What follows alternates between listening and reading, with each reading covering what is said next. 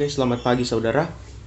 Pada kesempatan ini kita akan belajar cara menjawab tuduhan atau fitnah ya daripada agama-agama lain, atau terlebih khusus Islam, bahwa Alkitab Kristen ini sudah dipalsukan. Jadi kita akan belajar bersama-sama cara menjawab tuduhan ini, sehingga kita ketika berhadapan dengan orang-orang yang tidak percaya dengan kitab suci, dengan Alkitab kita, maka kita bisa menanggapi mereka. Nah, dalam diskusi-diskusi, dalam dialog-dialog, atau dalam debat-debat itu dengan orang-orang Islam, kita akan menemukan atau seringkali kita akan menjumpai adanya serangan bahwa kitab suci orang Kristen telah dipalsukan atau sudah tidak asli lagi.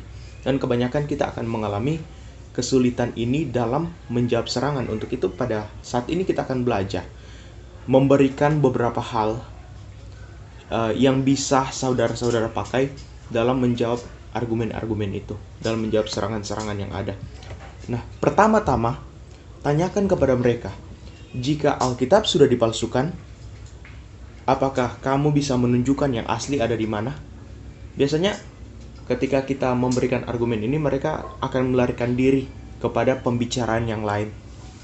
Tapi jangan sampai terpengaruh atau mengikuti mereka. Tetap tuntut kepada mereka untuk menunjukkan aslinya ada di mana. Karena kalau kita berpikir secara logika, berpikir secara logis, kalau mengatakan sesuatu barang itu palsu, maka kita harus mempunyai yang asli untuk membandingkan yang asli itu dengan yang palsu.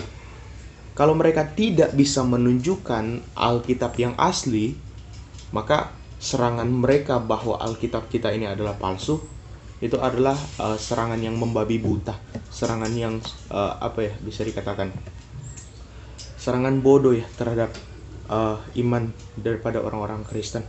Nah, kedua, tanyakan kepada mereka, Alkitab Kristen kan sudah dipalsukan.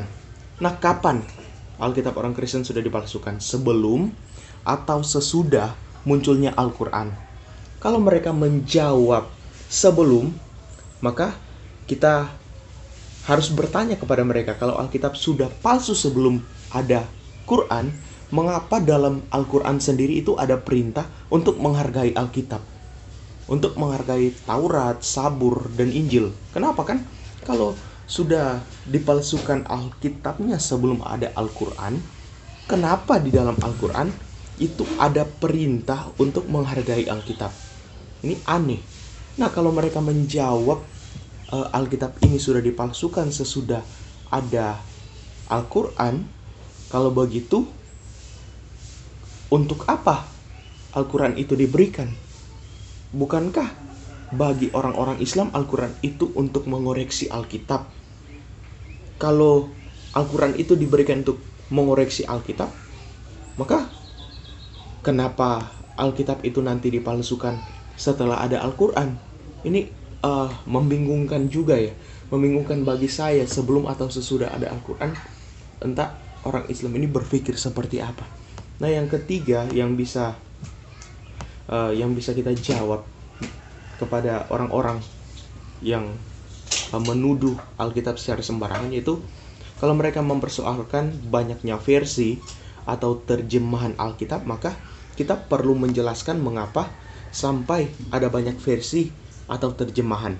Nah, itu tidak berarti bahwa Alkitabnya sudah diubah, tetapi diberikan terjemahan-terjemahan yang lebih mendekati bahasa aslinya, berhubungan dengan pengetahuan tentang bahasa asli Alkitab yang tambah maju dan perkembangan bahasa yang kita pakai. Apakah salah jika kita membaca Alkitab dengan terjemahan yang ada? Misalkan kalau di Indonesia terjemahan Indonesia, kalau di Inggris terjemahan bahasa Inggris. Apakah itu salah? Tidak salah. Nah, yang terakhir yaitu kalau mereka mempersoalkan ayat-ayat yang bertentangan di dalam Alkitab, maka kita sebagai orang-orang Kristen harus memeriksa dan mempelajari ayat-ayat yang ada. Ada kemungkinan bahwa itu salah terjemahan. Itu memang wajar ya dalam dunia penerjemahan kalau ada beberapa kesalahan. Dan kalau mereka mempersoalkan kesalahan penerjemahan, maka kita bisa buktikan bahwa Al-Quran sendiri tidak bebas dari kesalahan penerjemahan. Kemungkinan lain adalah memang tidak kita ketahui dari teks itu terkait dengan kondisi tertentu pada zaman-zaman tertentu. Untuk itu memang dibutuhkan waktu yang cukup untuk mempelajari dan membaca teks-teks Alkitab dalam buku-buku terjemahan, bukan menyerangnya secara asal-asalan. Jadi semoga beberapa argumen ini bisa kita sampaikan jika ada tuduhan-tuduhan atau fitnah terhadap Alkitab orang Kristen bahwa Alkitab sudah dipalsukan. Tuhan Yesus memberkati.